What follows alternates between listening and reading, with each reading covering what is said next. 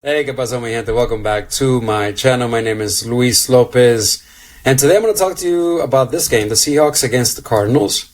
This game has a 1.5 point spread, a 43.5 game total, and I'm going to the overinflated lines of Trey Benson. Trey Benson, Connor is not playing, so Trey Benson is supposed to be the lead back for the Cardinals. Now, I want to warn you of something. When Connor left in the game that was 6-6 against the San Francisco 49ers, Trey Benson, I believe he ended up getting 5 attempts. He wasn't being used as much as you would expect him to be used. What ended up happening was Kyler Murray focused on Marvin Harrison and focused on McBride. When they got into the red zone, what ended up happening? Kyler Murray was the one rushing, or Trey McBride was being targeted, or Marvin Harrison was being targeted. What happened with Trey Benson? Well, he attempted 4 rushes after Connor left the game. Went for -1 yards, 0 yards, 1 yard, and 4 yards. That's what he did. And this line is based on him being the RB1. I don't think he's going to get the workload that people expect him to get. This RB1 workload type of line here. This is Tony Pollard. This is established running back type of lines. I don't think in a game that I expect the Cardinals, although they're home, to be trailing against the Seahawks, to rely on a kid that's a backup running back. I don't see it. If this was a game against a team that the Cardinals would completely dominate, then yes, I would say Trey Benson should get this kind of usage, and this would be a fair line for him. This is a game that I expect the Seahawks to win on the road. The line says they're supposed to win by 1.5, but they're supposed to win.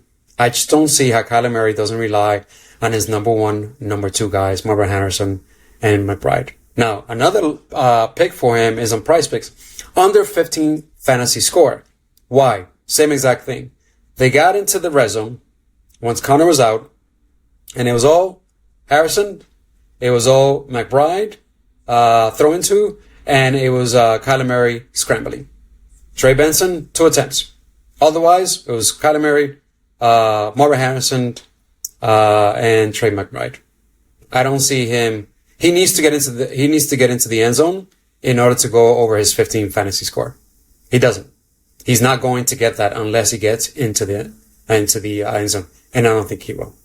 A miracle happens, he may get into the end zone, and they land on the 1 yard line, and maybe they'll give it to him, or maybe Kyler Murray just rushes it in.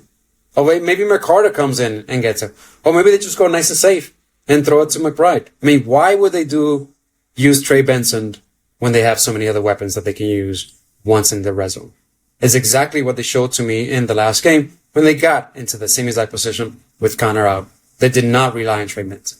So Trey Benson, under his 86.5 rushing, receiving yards over on Underdog, and under his 15 fantasy score over on Price Pick.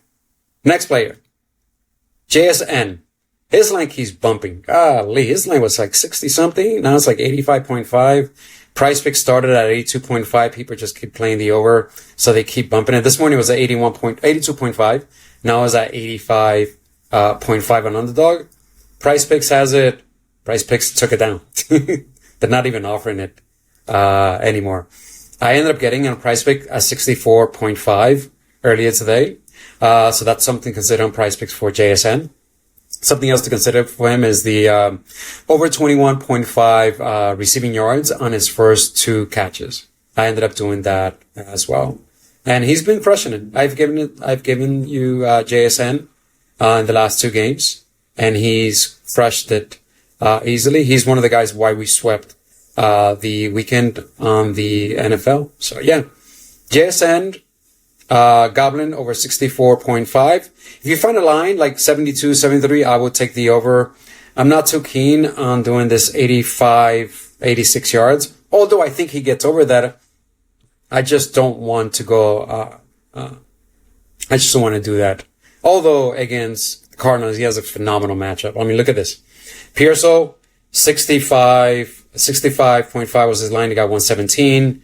McMillan had 100 against them. They get beat. They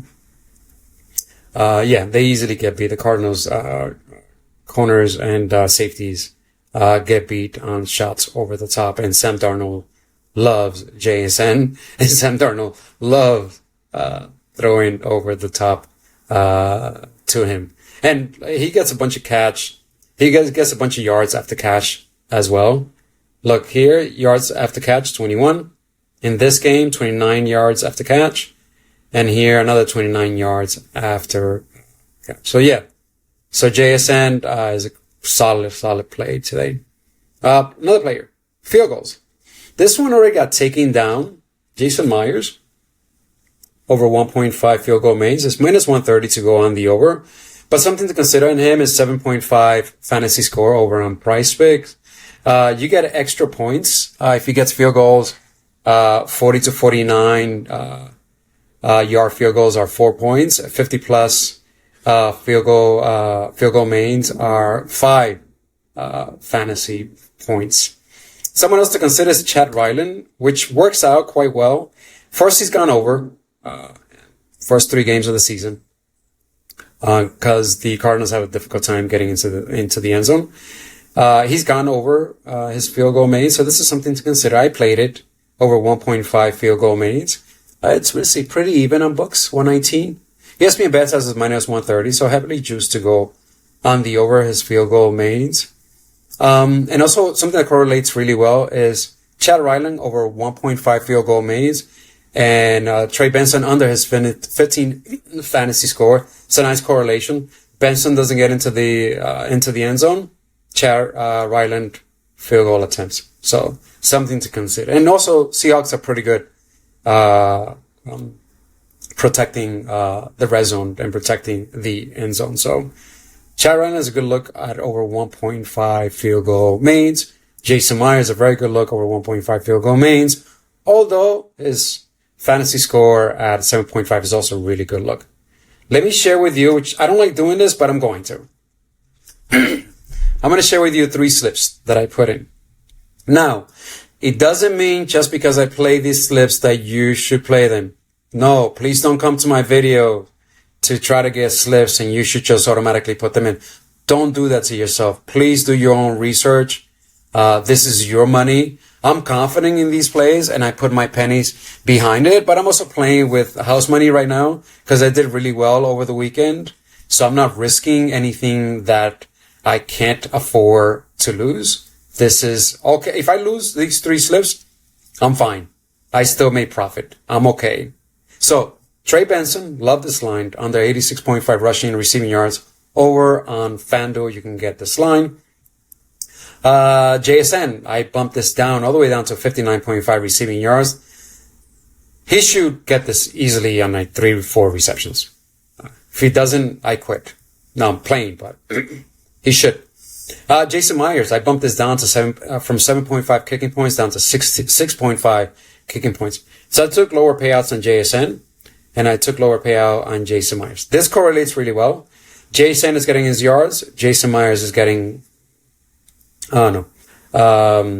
his kicking points. It's the way I see this playing out. Trey Benson already beat you over the head on why him. This one I took easily, bumped these lines down because I also had a 75% boost. And this is like a 4-point semi-X. I did half a unit on this slip. Another slip that I ended up putting was this one. The JSN over 21.5 receiving yards in first 2 receptions. The Chad Ryland that I talked to you about and the Trey Benson on the fantasy score. I talked about this correlation. I just mentioned that. I ended up playing this out like that. And this is the last slip that I put in. JSN under over his 64.5 receiving yards as a goblin. And then the Jason Myers fantasy score that I spoke to you about. And the Trey Benson at 84.5 rushing and receiving yards on the under.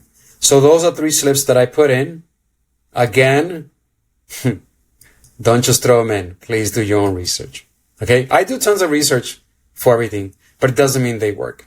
We swept the weekend. We didn't do as good yesterday on the WNBA, although we did great on the video prior. It happens. It's part of the game because at the end of the day, all we have is data. We watch the game, what they've done in the past, what the books are telling us, what our eyes are telling us. But these kids still have to perform. It's sports. You don't know. For those that play sports, you don't know. You have a great game one day, and then the following day you are horrible. That happens. You can have the best matchup in the world and still be horrible. All right, my friends. Hey, best of luck to you. God bless you and your family. Que Dios te bendiga y hasta la próxima. Chao.